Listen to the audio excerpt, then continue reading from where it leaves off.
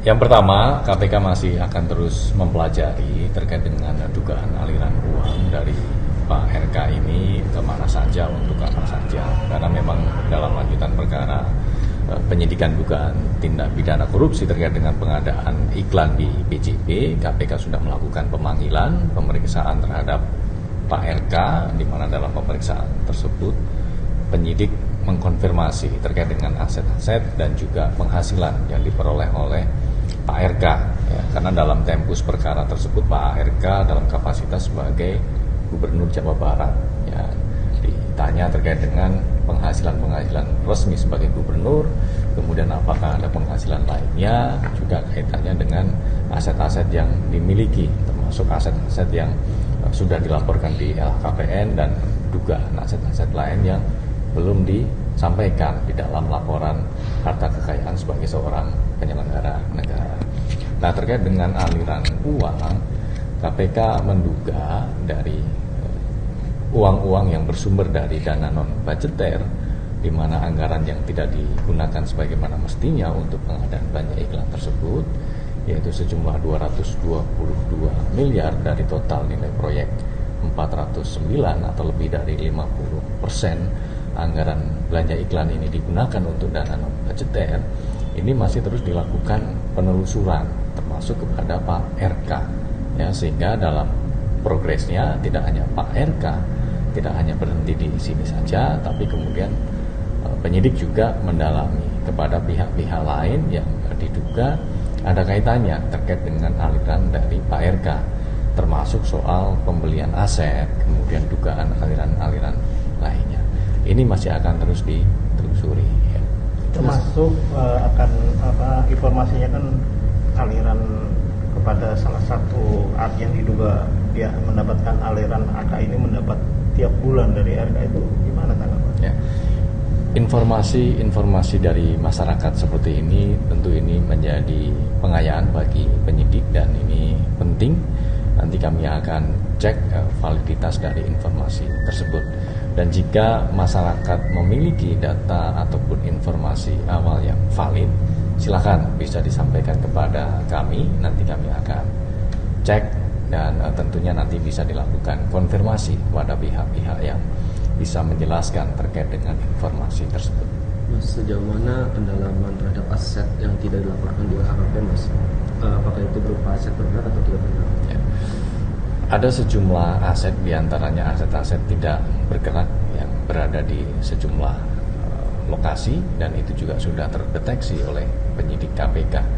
Nah, tentu ini juga menjadi catatan bagi kami bagaimana Pak RK ini juga bisa mendapatkan aset-aset tersebut dalam kapasitas di tempus perkara, yaitu yang bersangkutan sebagai Gubernur Jawa Barat. Salah satunya apakah aset itu berbentuk kedai kopi, Mas, yang baru dirilis Mas Fadli kalau misalnya? Ya, diantaranya ada beberapa tempat-tempat usaha begitu ya yang dimiliki oleh Pak RK. Itu juga menjadi salah satu materi yang didalami, ya, meskipun dalam pemeriksaan itu juga ditanyakan ya secara umum terkait dengan aset-aset yang dimiliki oleh Pak RK gitu kan, dan dalam pemeriksaan itu Pak RK juga sudah menyampaikan ya aset-aset yang dimilikinya. Apa yang didalami? Ya. Terkait dengan tersangka saudara SRJ, hari ini juga dilakukan penggeledahan di rumahnya dan penyidik mengamankan beberapa barang bukti dalam bentuk dokumen dan juga barang bukti elektronik dalam bentuk flash disk. Nah, itu nanti akan diekstrak isinya, akan didalami ya, dianalisis terkait dengan informasi-informasi yang ada di dalam BBE tersebut. Tentu nanti juga akan dilakukan konfirmasi kepada saudara SJ mengenai barang bukti yang diamankan pada penggeledahan hari ini.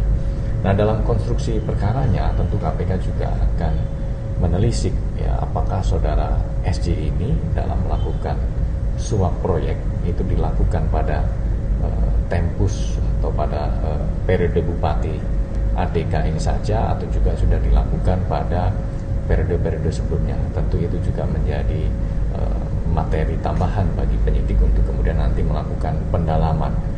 Karena sebagaimana kita pahami, setiap kegiatan tangkap tangan KPK itu menjadi celah bagi KPK untuk kemudian masuk mendalami lebih jauh lagi dan lebih luas lagi bagaimana para pihak ini melakukan modus-modus dugaan tindak pidana korupsi. Mas, ini kan saudara SJ ini kan sebelumnya kerap mendapat proyek dan menjadi langganan. Adapun salah satu modusnya SJR ini menjual nama Kapolda, menjual nama istana sehingga para SKPD pada periode-periode sebelumnya pada ketakutan sehingga memberikan paket-paket proyeknya kepada saudara SJR ini. Kira-kira dengan dia menjual-jual nama itu bagaimana Mas? Apa perlu dikonfirmasi atau adakan pasal lain?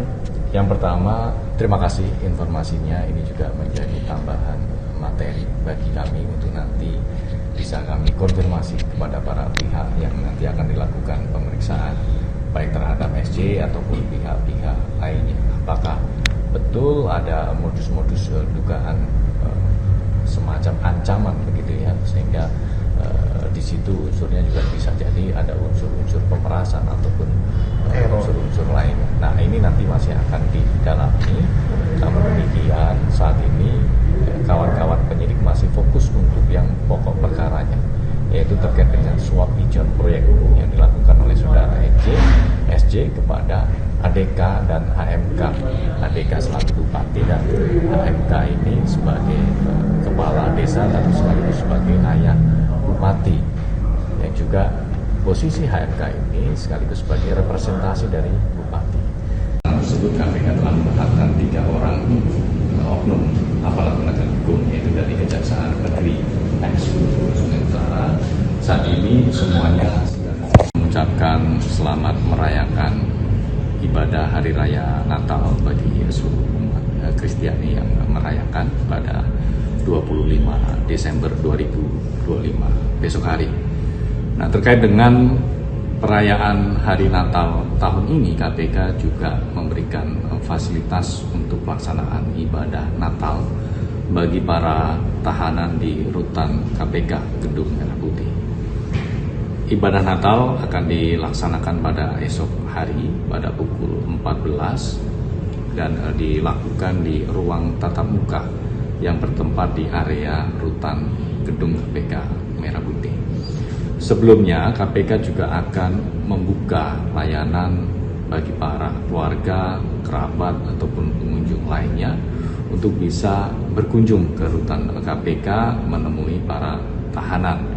Dijadwalkan kunjungan berlangsung pada pukul 10 hingga pukul 13 siang. Nah, dalam peringatan atau perayaan Hari Raya Natal tahun ini, KPK juga memastikan agar pelaksanaan ibadah juga berjalan dengan tertib sesuai dengan aturan-aturan yang berlaku dalam pengelolaan di rutan KPK.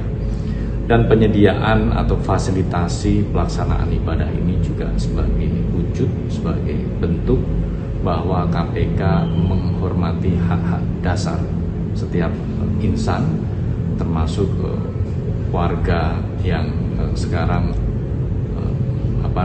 menjadi tahanan di rutan KPK, karena itu menjadi hak-hak dasar sebagai seorang insan beragama. Mas, berapa banyak warga binaan atau tahanan KPK yang akan mengikuti ibadah Natal? Saat ini tercatat ada 12 tahanan yang akan melaksanakan ibadah Natal pada esok hari, baik nanti yang dari rutan C1 maupun di rutan Gedung Merah Putih nanti akan bersama-sama melaksanakan ibadah Hari Raya Natal di rutan Gedung KPK Merah Putih.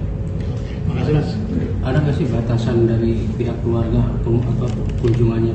Ya, itu tentu sudah ada tata tertibnya, karena setiap pengunjung itu kan sudah tercatat siapa saja yang boleh mengunjungi, pihak keluarga, kerabat, ataupun yang lainnya. Karena tentu tetap harus ada izinnya ya dari penyidik ataupun dari penuntut. Oke, siap. Tanggapannya, Mas? Ya, baik.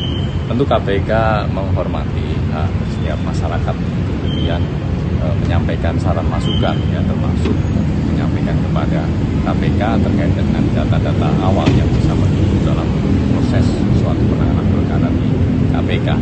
Di di mana terkait dengan hal itu berkaitan dengan penyidikan perkara dugaan tindak pidana korupsi pengadaan iklan di DJP, di mana dalam proses penyidikannya KPK telah melakukan pemanggilan permintaan keterangan kepada saudara RK terkait dengan dugaan aliran uang yang bersumber dari dana non-budgeter yang merupakan sisa anggaran yang tidak digunakan sebagaimana mestinya dalam pengadaan belanja iklan tersebut. KPK tidak berhenti di Pak RK saja, KPK melakukan follow the money. Ada dugaan bahwa aliran uang tersebut tidak berhenti di Pak RK saja. Nah, ini kemudian ditelusuri apakah uang-uang itu kemudian untuk pembelian aset atau dialirkan kepada pihak-pihak lainnya.